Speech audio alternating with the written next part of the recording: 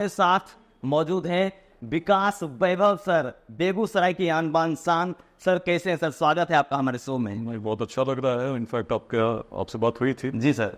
तो बिहार की संस्कृति में यही तो हम देखते हैं, जातियां बिहार में आज भी हैं, कल भी थी जी। लेकिन बिहार की संस्कृति में जातिवाद नहीं था। अगर ऐसा जातिवाद जो आज देखते रहा होता अब तो सिर्फ जातिवाद ही है सर। तो मगध में नंदवंश आता ही नहीं जी। ऐसा नंदवंश जिसके उदय के कारण महान यवन सम्राट अलक्षेंद्र को लौटना पड़ा, क्योंकि सामर्थ्य था, योग्यता थी। जाति पर हमारे पूर्वजों ने विचार नहीं किया। आचार्य चाणक्य भी जब चले तो क्या उन्होंने जाति देखी? जहाँ तक राजनीति की बात है, राजनीति में अच्छे लोगों को आना चाहिए। जी सर। ईमानदार लोगों को आना चाहिए। जब भी अच्छे शासक रहे हैं, अच्छे राजनेता रहे हैं, आपको निश्चित एक सकारात्मक संदेश समाज में गया है। आपको पाएंगे सर। तो इसी तो मैं कह रहा हूँ कि राजनीति अच्छे लोग आने चाहिए, लेकिन सर दूसरी बात मैं ये भी कहता हूँ प्रयास भी करना चाहिए। लेकिन बिहार की जो स्थिति है, मैं एक व्यापक अभियान में लगाऊं जो राजनीतिक नहीं कर सकते हैं। कुछ अच्छे लोगों के आने से परिवर्तन नहीं होगा। परिवर्तन तभी होगा जब हर बिहारी शिक्षित हो सके। बिल्कुल। और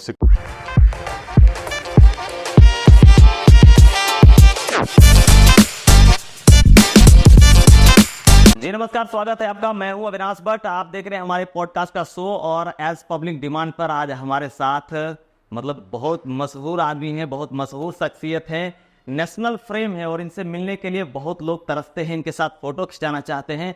और इन्होंने अपनी मेहनत पर एक अलग मुकाम हासिल की है।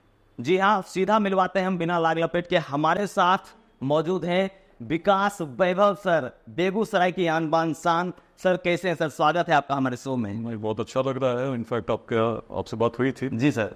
तो आपके विशेष आमंत्रण पर आज आया हूँ। आपके दर्शकों से भी बात करूंगा।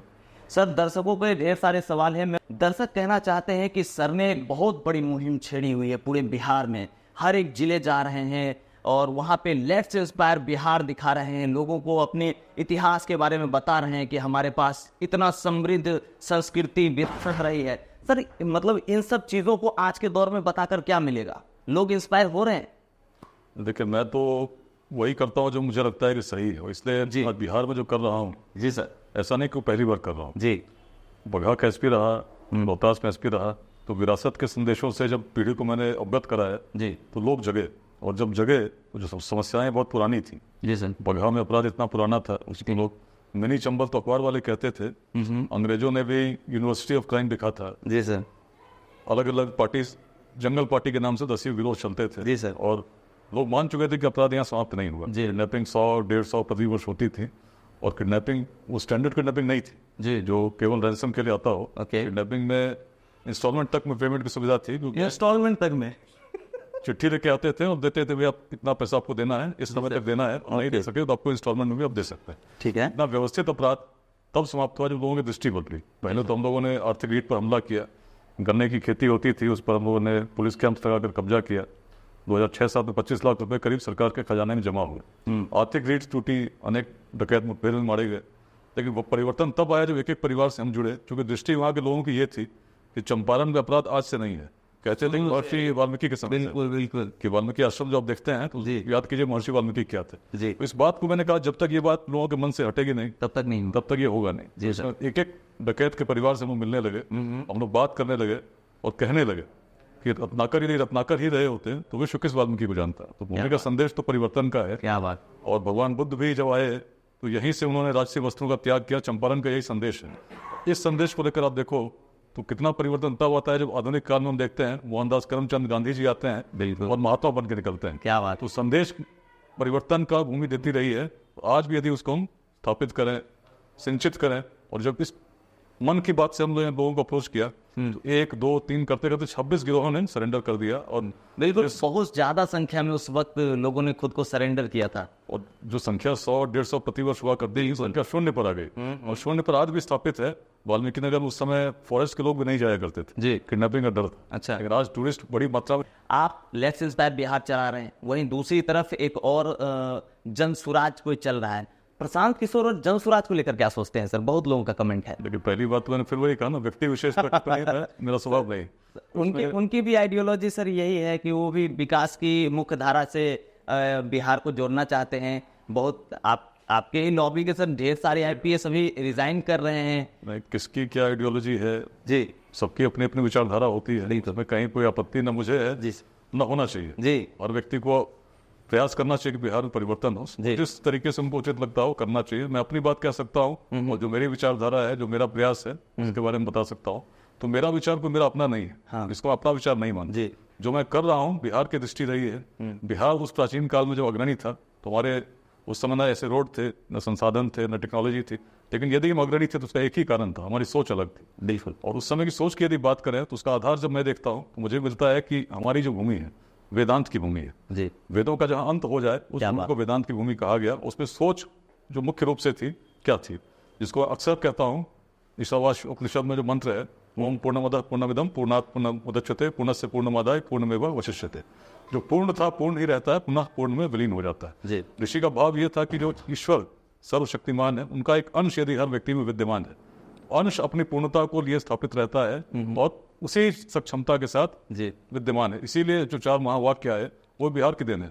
तत्त्वमसि, तुम वही हो, अहम ब्रह्मास्मि, मैं वही हूँ, प्रज्ञान ब्रह्म, अयम आत्मा ब्रह्म, सारे जितने महावाक्य हैं उसका तात्पर्य केवल और केवल यही है, मुझ में भी ईश्वर का अंश है, आप में भी ईश्वर का अंश है, और उस अंश में पूर्णता है। जो जीवन रूपी यात्रा है उसी पूर्णता को महसूस करने के लिए, अनुभव करने के लिए, उस प्रकार से सत्य से साक्षात करने के लिए अवसर आपको मिला है। और इसमें जब सोचिए जिस संस्कृति में इस प्रकार के भाव आ जाए उसकी सोच कहाँ चली जाएगी। क्या ऐसा व्यक्ति किसी दूसरे व्यक्ति से जाति के नाम पर, संप्रदाय के नाम पर, लिंग भेद के नाम पर, किसी विचारधारा के नाम पर मतभेद रखेगा क्या? कभी नहीं। और बिहार की संस्कृति में यही तो हम देखते हैं, जातियां बिहार में आज भी हैं, कल भी थी, लेकिन बिहार की संस्कृति में जातिवाद नहीं था। अगर ऐसा जातिवाद जो आज देखते रहा होता है, अब तो सिर्फ जातिवाद ही है सर, तो मगध में नंदवंश आता ही नहीं। ऐसा नंदवंश जिसके उदय के कारण महान यवन सम्राट अलक्षेंद्र को लौटना पड़ा, क्योंकि सामर्थ्य योग्यता थी। जाति पर हमारे पूर्वजों ने विचार नहीं किया। आचार्य चाणक्य भी जब चले तो क्या उन्होंने जाति देखी?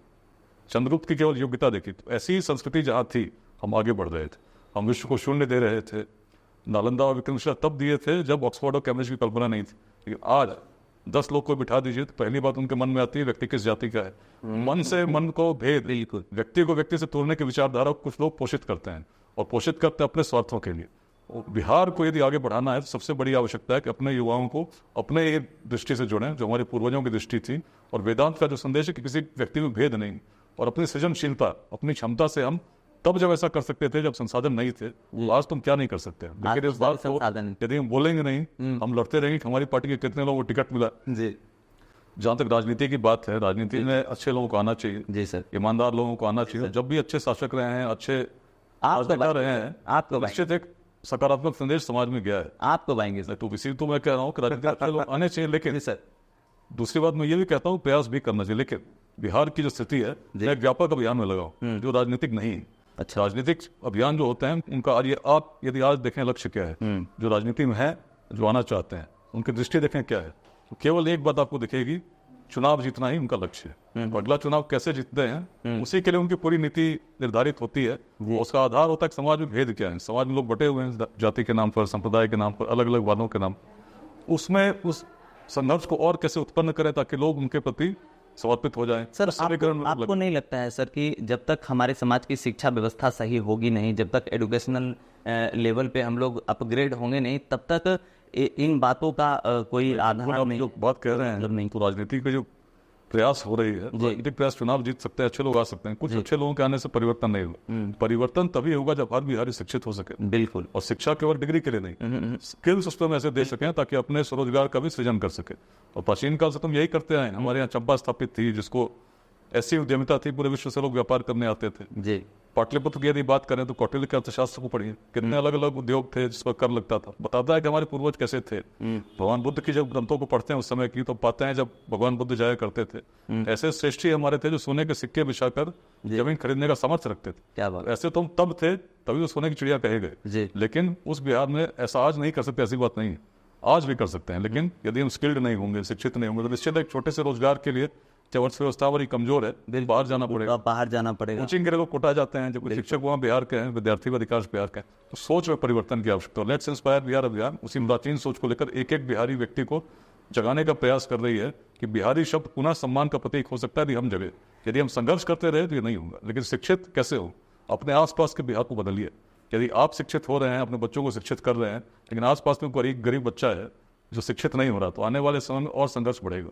आप जिन बिहारियों को जगा रहे सर, उनके मन में एक और आस जग गई है। उनको लगता है कि कब ये लेट्स इंस्पायर बिहार जो है एक पॉलिटिकल पार्टी का स्वरूप लेगी, ढेर सारे नए लोग आएंगे, आगामी विधानसभा चुनाव है, कुछ वैसा अनाउंसमेंट हो जाए कि लोगों को लगे कि नहीं कुछ बदलने वाला है। देखिए लोकसभा चुनाव भी बीता है, पहले भी लोग पूछ रहे थे, आज भी पूछ रहे हैं। मेरा उत्तर बड़ा स्पष्ट है, मैं एक बड़े व्यापक अभियान में लगा हूँ जिसका लक्ष्य कोई चुनाव जीतना नहीं है। लक्ष्य है बिहार को बदलना, बिहार को उत्कर्ष पर स्थापित करना, जिसमें 2047 तक बिहार के किसी व्यक्ति को शिक्षा के लिए, रोजगार के लिए, स्वास्थ्य के लिए बिहार से बाहर जाने की आवश्यकता नहीं है। तो ये अभियान मेरा नहीं है, मेरे प्रयास से कुछ नहीं होगा, लेकिन लोग जब जगेंगे, बड़ी संख्या में जगेंगे, तो याद रखिए समाज को नुकसान दुर्जनों के दुष्कृत्यों से उतना नहीं होता जितना सज्जनों की निष्क्रियता से होती है। तो अच्छे लोग जब संगठित होंगे, कुछ प्रयास करेंगे। आज बेगूसराय आया हूँ, तीसरी गार्गी पाठशाला खुल रही, जिसकी प्रेरणा उन विदुषी महान गार्गी की है, बिल्कुल, जिनमें क्षमता थी उस समय सबसे बड़े विद्वान जब आए पूरे भारत से, विद्वतापूर्वक चुनौती दे सकती थी। हम ऐसी महिलाओं को प्राचीन काल में देख चुके हैं, तो आज हम क्या कर सकते हैं उसकी क्षमता आप सोच सकते हैं। तो आज बेगूसराय की तीसरी पाठशाला है, बिहार की 17वीं पाठशाला का उद्घाटन हम लोग नावकोठी में करने जा रहे हैं। प्रयास ये है कि बिहार के हर पंचायत में लोगों की ऐसी दृष्टि बने कि अपने आसपास के जो बच्चे वंचित हैं, वंचित न रहें। उनके लिए यदि हम कुछ प्रयास कर सकते हैं तो अपने संसाधनों से यदि हम करते हैं, तो आने वाला जो समय होगा, यदि हमने आज नहीं किया, तो यही बच्चे जो मुख्य धारा से कटे होंगे, वंचित रहेंगे, तो आने वाले समय में आप तो आगे बढ़ जाएंगे, पीछे रहेंगे, और तब संघर्ष उत्पन्न होगा, जो संघर्ष हमारे हित में नहीं होगा। यदि ये शिक्षित हो गए, समाज की मुख्य धारा से जुड़े, स्किल्ड हो गए, तो अपने लिए रोजगार का सृजन भी कर लें। और उसके लिए बिहार में जो दृष्टि है, एक बड़ी दृष्टि है कि स्टार्टअप्स कैसे लगे। युवा केवल सरकारी नौकरी तक नहीं सोचें, क्योंकि यदि सोचेंगे तो 1% या कुछ अधिक किसी राजनीतिक दल की सरकार है तो दे सकती है, लेकिन बड़ी संख्या में रोजगार का सृजन तब होगा जब हमारे युवा उद्यमिता की ओर बढ़ेंगे, कैसे उद्योग लगा सकें इसके लिए उनको मार्गदर्शित कर सकेंगे। और ये प्रयास लेट्स इंस्पायर बिहार में हम लोग कर रहे हैं। अब स्टार्टअप समिट हुआ था पटना में, करीब 350 स्टार्टअप्स पूरे बिहार से आए थे, और तब मैंने कहा मेरी जो दृष्टि है, आज स्टार्टअप समिट हम लोग विद्यापति भवन में कर रहे थे, लेकिन मेरी दृष्टि है कि बिहार जब बदलेगा, उस बदले हुए बिहार में जो स्टार्टअप समिट का आयोजन करना होगा, तो लाखों की संख्या में पूरे बिहार के पंचायतों से स्टार्टअप्स आएंगे, और तब ऐसे समिट करने के लिए गांधी मैदान भी छोटा पड़ जाएगा। उस बिहार की ओर हम लोग को बढ़ना है। जाति, संप्रदाय, लिंग भेद विचारधाराओं को मतभेद से ऊपर उठकर शिक्षा के मंत्र के साथ, समता के मंत्र के साथ और उद्यमिता के मंत्र के साथ जब बिहार में योगदान करेंगे, ये वेदांत की दृष्टि है, तो मेरी दृष्टि नहीं है। इसी को लेकर हम तब अग्रणी थे, और पुनः हो सकता है पुनः भारत का उस प्रकार से नेतृत्व कर सकते हैं जिस बौद्धिक नेतृत्व को हम करते रहे। जी सर, पूरे बेगूसराय की ढेर सारी जनता देख रही है सर, आपको चाहने वाले ढेर सारे लोग हैं सर हमारे पास, जो लगातार कमेंट कर रहे हैं, लगातार उनके पर्सनल मैसेजेस आ रहे हैं। मैं चाहता हूं सर आपकी तरफ से बेगूसराय के आबो आवाम और युवाओं के लिए कोई अच्छा संदेश जो उनके जीवन के लिए प्रेरणादायी हो, आगे बढ़ने में सहायता करे। देखिए बेगूसराय को जब मैं देखता हूँ, मैं अनुभव करता हूँ, मुझे याद आता है जिस समय यूपीएससी की तैयारी कर रहा था, उस समय यहीं रहता था। वो एक समय था जब मेरी नौकरी जर्मनी में भी लगी हुई थी, एक बड़ी मल्टीनेशनल कंपनी में भी लगी हुई थी, लेकिन उसको छोड़कर मैं तैयारी कर रहा था। आईआईटी में जब पढ़ता था पिताजी उस समय पुरानी रिफाइनरी में 98 के बाद उनकी पोस्टिंग हो गई थी, मैं आया करता था, और उसी समय मैंने उपनिषद पढ़ने शुरू किए। और तब जब इस क्षेत्र को देखता तो कहीं ना कहीं वो अनुभूति होती थी कि उस प्रकार के प्राचीन दार्शनिक इसी क्षेत्र में कभी विराजमान रहे होंगे। ऐसी प्रेरणा जब आती है तो मन में लगता है कि मेरा स्वार्थ क्या है। तो मुझे लगता है अपने स्वार्थ के लिए अपनी नौकरी करता हूँ, अपनी जीविका उपार्जन करता हूँ, तो अच्छा जीवन यापन कर सकता हूँ। लेकिन जब बिहार को देखता हूँ और लगता है कि जो स्थिति है, यदि इसमें कुछ परिवर्तन नहीं होता और आज से 20 साल बाद मुझे लगेगा मैंने क्या किया, तो निश्चित मन कहेगा कि तुम कुछ कर सकते थे लेकिन तुमने प्रयास नहीं किया। और तब लगा कि प्रयास करना चाहिए, एक ईमानदार प्रयास करना चाहिए। ईश्वर की कृपा रही, यूपीएससी मैंने एक परीक्षा दी, आईपीएस में मिला भी तो बिहार कैडर मिला। और बिहार कैडर जब मिला तब भी बहुत लोगों ने कहा कि क्यों जाना चाहते हैं, इतनी समस्याएं, या फिर पोस्टिंग अच्छी नहीं होगी। तब भी मन में बहुत सारे संशय की स्थिति बनती थी, कई बार लोग अलग प्रकार की बात कहते थे। तब उस समय एक बार बिहार देखने आए, स्थिति को जब मैंने देखा तो मुझे लगा कि जब बिहार के लोग यदि बिहार में काम नहीं करेंगे कौन बदलने आएगा बिहार। और तब लगा कि चलो मेरी पोस्टिंग कहीं कर दे, कहीं भी बताया, बिहार में यदि प्रतिदिन किसी एक व्यक्ति के जीवन में मैं कुछ प्रेरणा का संचार कर सका, कुछ परिवर्तन ला सका, मेरा जीवन सार्थक है। इसी विचार को लेकर बिहार आया था। लंबी यात्रा चलती रही है, 20 वर्ष हो चुके, चल रही है। प्रतिदिन कार्य करता हूँ, अवकाश के दिन जो परिवार के साथ व्यतीत कर सकता था बिहार को दे रहा हूँ, इसी ध्येय के साथ कि अपने जीवन काल में बिहार को बदलता रहे। आज रविवार है, बेगूसराय में हूँ, अगले सप्ताह शनिवार को मोतिहारी रहूंगा, जी सर, उसके अगले रविवार सीतामढ़ी रहूंगा। यात्रा चल रही है, ईश्वर से ही प्रार्थना है कि अपना बिहार बदले। घर में तो सब लोग सब चिंतित रहते हैं, उनको मतलब एक संडे मिलता है, वो भी हम लोग के साथ। निश्चित इसमें कोई संदेह नहीं है, परिवार की भी इच्छा होती है और मेरा भी प्रयत्न रहता है जो समय मिल सके एक बड़े ध्येय पर चला हूँ, पूरे बिहार को परिवार मानता हूँ और प्रयास करता हूँ कि अपना परिवार भी निगलेक्ट नहीं हो। तो जो उसमें समय है ईश्वर ने वही समय दिया, उसका पूरा उपयोग करने का प्रयास करें। जी सर। सर हमारे इस पॉडकास्ट कार्यक्रम में आप आए सर, हमारे विशेष रिक्वेस्ट पर बहुत बहुत धन्यवाद सर। और हमारे जितने दर्शक हैं, जितने आपके चाहने वाले हैं सर, तमाम लोग आपको देख रहे हैं, मैं तो यही कहूँगा कि सर आपने जो मुहिम छेड़ी है लेट्स इंस्पायर बिहार की, वो एक बेहतरीन मुहिम है। बट लोगों की बहुत सारी आस उम्मीदें अब बढ़नी शुरू हो गई हैं आपको लेकर और आपके इस संगठन से जुड़े हुए लोगों को लेकर। तो मैं भी चाहता हूँ, लोग भी चाहते हैं कि संगठन दिन दुना और ज़्यादा बढ़े, इस इतिहास का संगठन आपका है, पूरे बिहार का है, इसको बढ़ाना भी सबको मिलकर ही करना है। जी सर। तो सर कैसा लगा हमारे पॉडकास्ट में आगे? सभी को शुभकामनाएं देना चाहता हूँ आने वाले पर्व नवरात्रि की, जी हाँ। दीपावली की और छठ पूजा की। छठ में भी आपके बीच रहूंगा, अष्टमी के दिन भी बेगूसराय आने का निश्चित प्रयास करूंगा, हमेशा आता रहूँ। दोबारा सर आप हमारे पास आए सर, ये कहते हुए सर हम आपको विदा करेंगे। आप लगातार बने रहिए हमारे साथ, बहुत बहुत धन्यवाद। कैसा लगा कमेंट करके बताएंगे और वीडियो को शेयर कर देंगे। और आप ही के रिक्वेस्ट पे विकास सर को हमने बुलाया, इतनी गर्मी में बैठा है, बहुत पसीना चल रहा है भैया। बाद में मिलेगा, धन्यवाद।